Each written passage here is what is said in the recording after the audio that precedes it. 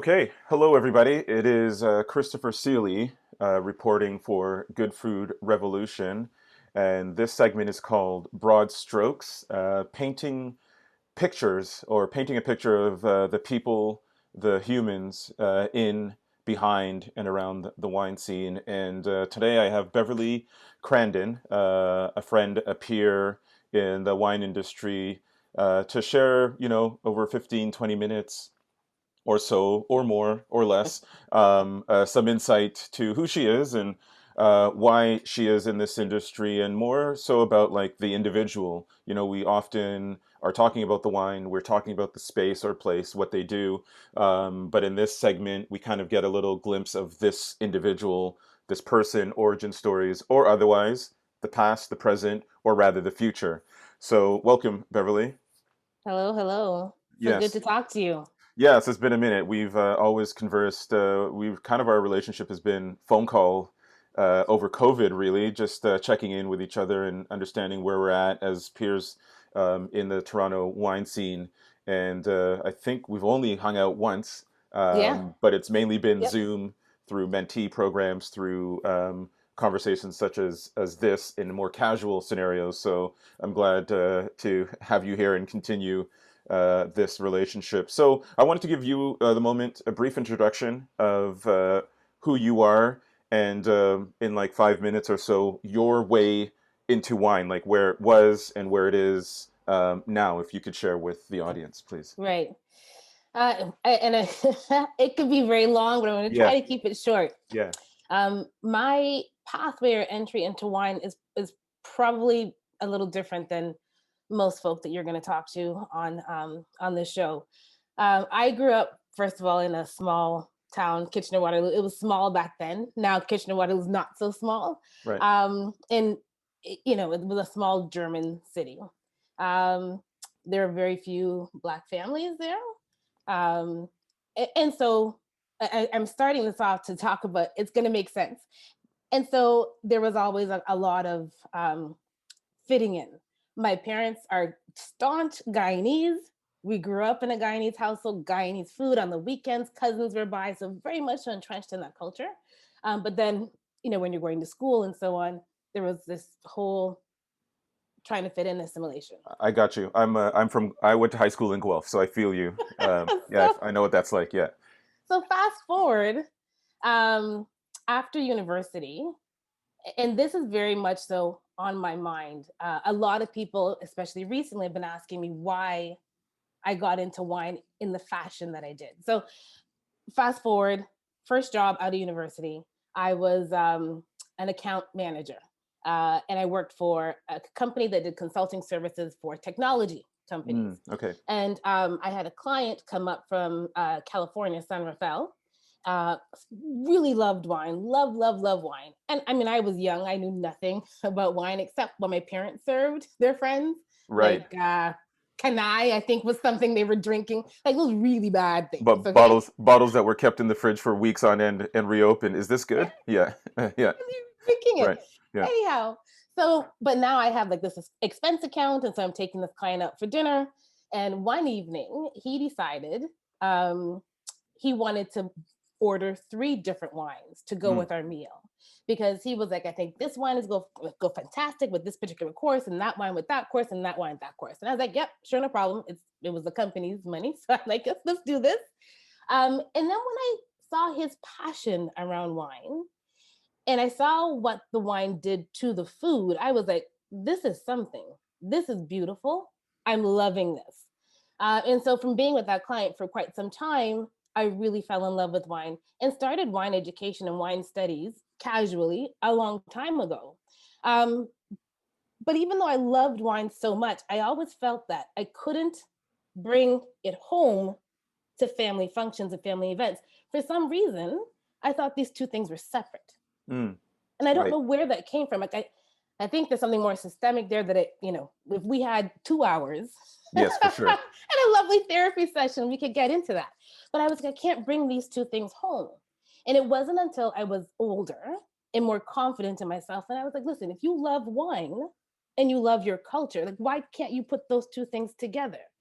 Um, and then that's when I started to formalize my studies around Right. wine and become more active in wine. And so a lot of the things that I do today is around taking Caribbean food or ethnic foods that people used to say, no, it's too spicy for wine, and no, you can't do that with wine. But no, you can when you understand it's molecules and molecules. Right. There's no food that can't go with wine. Yes. It's And all I about how it's all about how it's prepared with exactly, both elements in mind. exactly. Right. And so I realized and I think I've got a pretty firm stance on who I am, if I had such a hard time bringing the two worlds together, like my personal culture and wine, what is everybody else thinking? And as you Right. study more about how wine was introduced to certain parts of the world and during what time, you understand why there might be some resistance to the beverage. Anyhow, so my whole thing is, I do have a bit of a torch where I'm trying to marry the two worlds together and show people that, what, wine is not elitist. Wine is not, although it was introduced to us during the slave trade, right? Like Right. that's how it came down. It's not wine. Wine is not the problem. The problem was the people behind it, the people that were telling the stories about the wine. Like, let's just separate that. So yeah, that is like a roundabout way of like how I got into wine. Is just to try to change that mentality. Got you. And, part of our conversations and what I wanted to ask to continue on that thought and what you've just said, so thank you, was, from someone, you've jumped into the industry in a big way from before COVID lockdown and before what we like to call, maybe appropriately, inappropriately, the racial reckoning of George Floyd and such. You had a path as you were searching for education, and this is something we've talked about. So I was curious for you to share from someone your observations as a mature, evolved individual, because you came to wine, like myself, at a later stage in path in your life, confident, you knew what you what you wanted to get out of wine. Can you share with us some of your observations in education or getting information, looking in, then being in it, and then also looking outward, because it's a unique space where a lot of younger people, excuse me, not to say that we're old or whatever, but you come into the industry, you're via family, via desire to study. It sounds like you've made not a career shift, but a shift in a hobby or passion, and that offer up interesting observations. I won't say challenges. I would say observations. Can you enlighten us? Yeah. When I started to formalize my study in wine, I really, you really want to do well, right? So Right. you're really paying attention. You're trying to get all the tasting notes everybody else is getting and all that good stuff. Um, but that to me was very problematic because people were using references that I didn't know what it was. What is I didn't know what quince was. People Right. are like, oh, I get quince. The instructor saying, oh, I sense quince. I'm like, what is this quince thing? Only to find out it's like a form of a pear, as far as I'm concerned. Just call it that to me, right? Um, but there were more things. When I would say, this is reminding me of black cake. I get that I cannot go into an exam and say black cake, but people would look at me funny, like, what is that? So I find, and that still happens. I went to And a wine bar just the other day, and I was like, wow, this wonderful citrus notes on this sparkling. I was talking about with my girlfriend. It's so good. I'm really enjoying this. Lovely citrus notes. And the man behind the bar comes over and says, oh, I get pomelo from that. My friend is Hispanic. So I look at her and I'm like, dude, what is pomelo? She didn't even know. So now we're Googling. And I'm like, did you have to come and tell us you got pomelo? Or could you just say, yep, absolutely, bright citrus? Like what? Just so that the nomenclature to me is a big problem in mm, the words that we're using.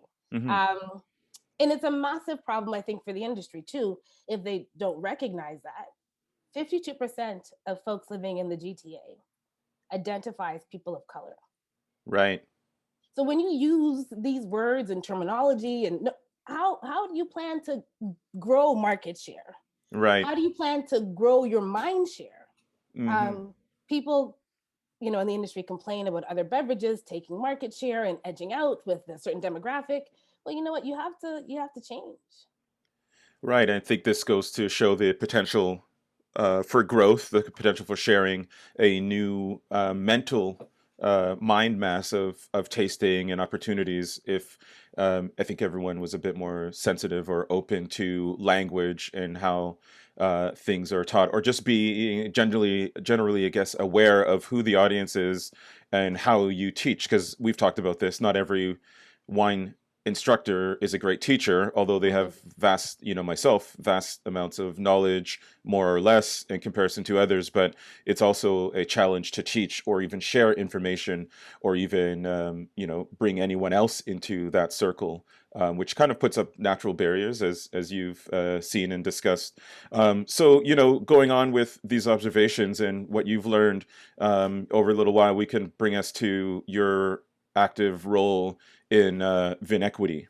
Um, Mhm. can you sort of give us some insight into that if people have heard or not heard of it, but what VinEquity does in our market and how you fit into that Right. role? Yeah. So VinEquity is a Canadian not-for-profit, and we support BIPOC people in the wine industry.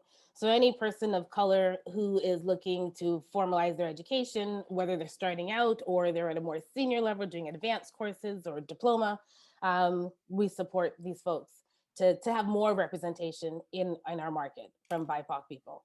That support is done through mentorship, which you're a mentor on our Yes. program, so thank you. Boop, boop. Yeah. Through mentorship, which oftentimes I find mentorship is very valuable and maybe even more valuable sometimes than a scholarship, Right. because that is a lot of times it's a lifelong bond. A great sounding board, someone you can talk through, any kind of career challenges or career pathing issues you may have. So we offer mentorship, and we also do scholarships as well. Um, is what we do. And so I am one of 7 co-founders, all female, people of color, of VinEquity. Um, my primary focus right now with VinEquity is the mentorship program. Hence why I was talking so passionately about it. Right. Right. Yes, and we've communicated on this, and yes, I am a mentor, and we're kind of moving into our, I think, third Yeah. edition of the mentorship program and product. What have you seen in terms of results? I mean, this is not one of the questions I was going to ask, but we're here Yeah. in terms of like we the idea is that you've been an instrumental part of inequity in terms of bringing voices, giving voice to a population, giving access, giving opportunities, letting people know that there is a space for which they can communicate and talk to like-minded individuals who look like them or think like them. Not all mentors are of color. There's a full range of Mhm. people acting as allies and partners. What have you seen as the developments from where it began as results with the mentees, and where it's going as a progress, change? It becomes an interesting psychotherapy in a way as well, for yourself as well as someone on the board. I know I've learned a lot from speaking with these individuals, like about myself and about what they're going through. Can you share your thoughts on where it's been and where it's at and where it's going? Mhm. Really interesting, because we have been thinking about this quite a bit recently, especially going into our next term of mentorship. So we've seen fantastic results, right? We talked to a lot of the mentees that have been in the program, about how they've advanced in their career or how they've made some decisions about where they're moving forward to. And we've seen some really strong bonds between mentor and mentee that still exist, even though they were first round Mm, coupling, still talking today, still supporting cool, each other, cool. which is fantastic. Um, but we were talking and saying we see a lot of people of color who are taking wine education, like it's WSET 1, WSET 2, like introductory. But then there seems to be a lack of representation in the actual working industry. Hmm. And so now we're puzzled and asking ourselves, we should really do some forums on this. Is it because there's a lack of interest? I don't think so. Or is it because, which is what I think it is, the ability to feel like it's a safe space still, Yes. or a welcoming space still. Right. Like, In the restaurant, you mean? yeah, like On the floor. what? Yeah, like what is the? So there's a block there. You see? Yep. Yes, for sure. I'm still in it, so I'm continue, please, because this is something that's been on my mind as of late as well. Yeah, Yeah. I mean, I don't have the answers, but I can tell you, I keep thinking about this, especially lately when looking at our new mentorship applicants, about how we can give them these resources for mentorship and scholarship, but then how do we take it one step further? So I don't know what the answer to that is going to be, but I say that because you asked about where VinEquity is going, and I That's think right. there's something there on top of doing mentorship and scholarship to actually make the leap to get more faces of color working in the industry. Right. So that was great because that my last question or one of the later questions was sort of deep thoughts. Yeah. I was going to call it deep thoughts on the industry, and you touch on an interesting point in that yeah, the you know, I'm still working on the floor as a sommelier. I think there are a few other mentors, excuse me, who are actually physically working. Most others are educators or brand ambassadors, regional ambassadors. But I know for a fact that, you know, on the floor in the restaurant space, there hasn't been that much change or openness or real understanding, and the shift, the jump from what you said to get that experience is pretty hard and difficult to do because I think the wine I'm getting mentees who are, you know, I want to be a sommelier. They do a stage and they realize like the labor involved, which is key. Labor, we can put different tags and talk about what that means. Whatever you're compensated, the energy. It's more about the restaurant and the business of restauranting, which probably is part of the problem. And it, I wouldn't know if it changes unless someone like us or of color are opening spaces that encompass not just and this is something I would like to ask you as well, not to necessarily encompass the heart of our ethnicity or origins, but encompasses the full gamut of what wine is, whether it's fine dining, whether it's casual, whether it's natural, whatever it is in a space that's not like indicative of, oh, you're Guyanese, so it must be Guyanese spicy food with wine. I'm not down with that. Versus going to an Italian restaurant run by Italians for Italian wine and food. I think something needs to be built by us or allies in a way. I'm curious to know if you know you're doing some projects. You've done a Fall into Spice, Yes. working with kitchens, restaurants, and wine pairings and food. I mean, that might be the path. I don't know if you have any comments and if you could enlighten us on that project as well. Yeah. Yeah. Such a fun project, which was birthed out of I did this stint on around Caravana, which Mm, we did not have, yeah, where I talked about here are some foods we would have eaten on the parade route, and here are right. wines that I would put with them. And then there were some comments from people that were like, "Oh, you don't know if you should pair wine with that dish because it's so spicy." I'm like, "Well, no, where are you eating these things that are so spicy?" Right. Like spice to me is herbs for flavor. It's not the Yes. heat. Like Yeah. even I don't want my tongue to be burning when I'm eating something. That's not fun. No. Mm, So that's how Fall into Spice was born because I wanted to show people, listen, I can go to an Ethiopian and Eritrean restaurant and I can bring some wine and pair it wonderfully with that. I can go to a Trinidadian restaurant, pair some wine with this, lovely. So that's how Fall into Spice was born. And I'm going to continue it because I saw how positive that whole thing was, how people's minds were opened to new pairings and new foods. A lot of people came to the Ethiopian and Eritrean dinner and they were like, we've never had Ethiopian food before. This is their first time. right. It's such a lovely introduction to that. I had a friend who came and she's like, I don't like spicy food. And she came to the Trinidadian one. She said, this is really good. I'm like, well, yes, because the spice is not hot. It's It's cooking with versus yes, just throwing down pepper sauce or yeah. chilies on top. Yeah. So I thought that was really interesting, and so I'm going to continue doing it. We had great feedback, a lot of smiles, a lot of fellowship. You know, people sitting around the table and bringing people together over wine, Yes. right? Hmm. Wine and food. So I will continue to do that, and I'm hoping to help to break down some barriers there as well. And I think that's where it's at. I had a conversation with a chef last night who was of, I think, South Asian origin, but out of Africa, Hmm. but Canadian born. First generation Canadian, like myself, like yourself, I believe, if I'm correct. And Yep. it's sort of like, how do we do what we do because we look this way, though we've functioned and lived and um, educated ourselves in this arena. And there's wouldn't say a barrier from our origins, but a barrier going forward in terms of new spaces.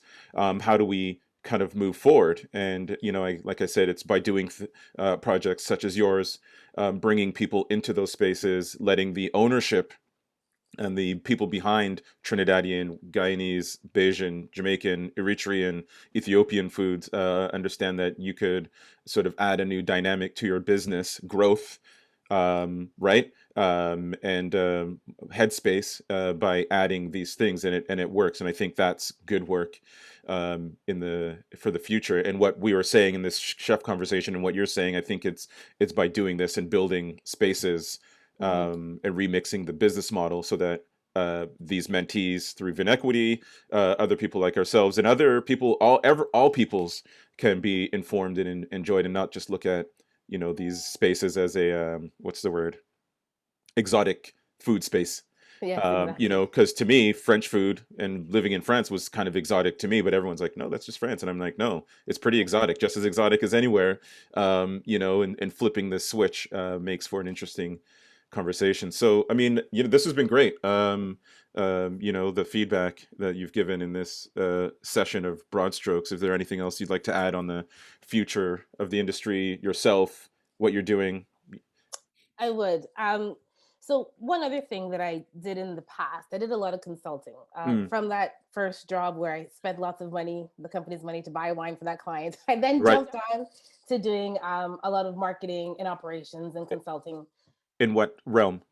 um, media companies. Media companies. So Perfect. yeah, Okay. did some consulting for people at Google, eBay, so on and so on, and then had a chance, the opportunity to travel the world and speak about um, uh, transforming your business, because what people like Google and eBay were seeing at that time, and Microsoft to some sense, were smaller companies coming in and taking bits of their market share, Right. right? They're more agile. They Hmm. were able to change, transform, do these things, respond to customers a lot faster.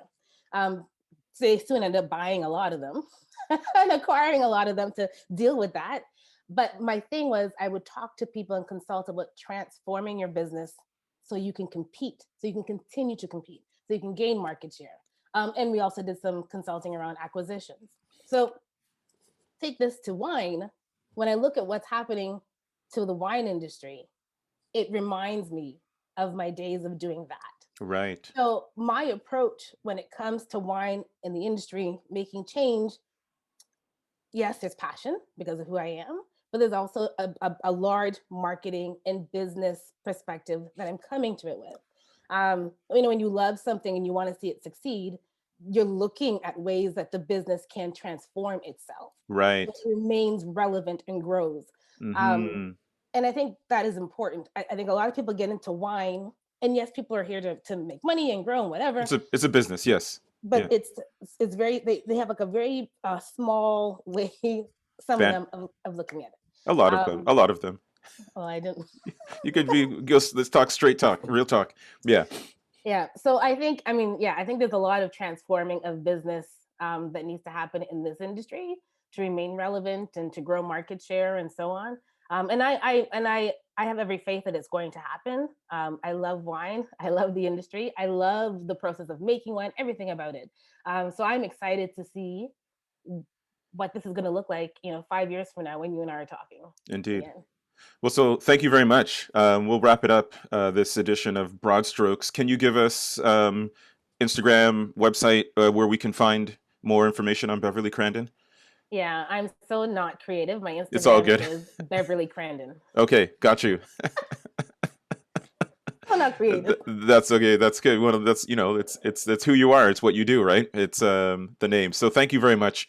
And this has been our latest edition of Broad Strokes as we paint broad pictures or go into detail on the individuals, the peoples, the humans behind wine and wine culture. So thank you, Beverly, for your time, and Thank you we'll for see each having other. me. Yes, bless, and we'll see each other soon. All right, ciao. Ciao.